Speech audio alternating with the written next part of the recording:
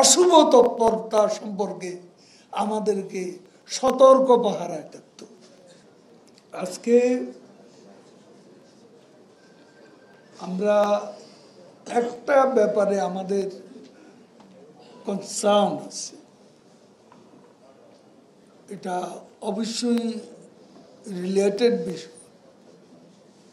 সেটা হচ্ছে যে অরাজনৈতিক আন্দোলন, শিক্ষকদের আন্দোলনও অরাজনৈতিক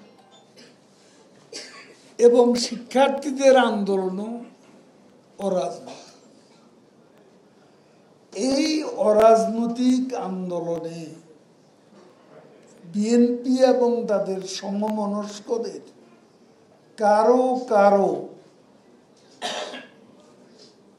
রাজনৈতিক সমর্থন, বিষয়টা নিয়ে আমাদের ভাবতে হবে।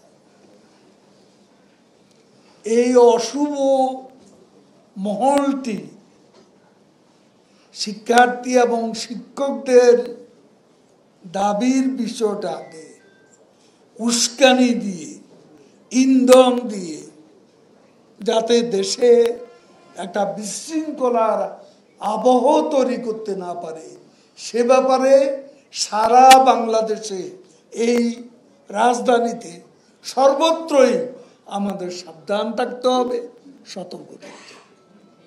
সেটা আমি সবাইকে স্মরণ করিয়ে দিচ্ছি।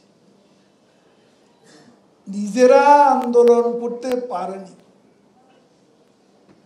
ওই গতবারও তারা 2018 সালে কোটা বিরোধী আন্দোলন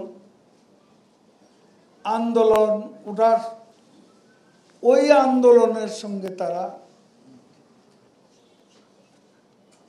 ওই আন্দোলনের উপর ভর করেছে। এবারও আবার তারা নিজেরা আন্দোলনে ব্যর্থ, হেরে যাওয়ার ভয়ে নির্বাচনে যায়নি। এখন যদি কোটা সংস্কার আন্দোলনের উপর ভর করে সরকার হটানোর দুরভিসন্ধি বাস্তবায়ন করা যায়, সেটা হলো তাদের লক্ষ্য। কাজেই অশুভ তৎপরতা সম্পর্কে আমাদেরকে সতর্ক পাহারায় থাকতে হবে, সেটা আমি সবাইকে স্মরণ করিয়ে দিই।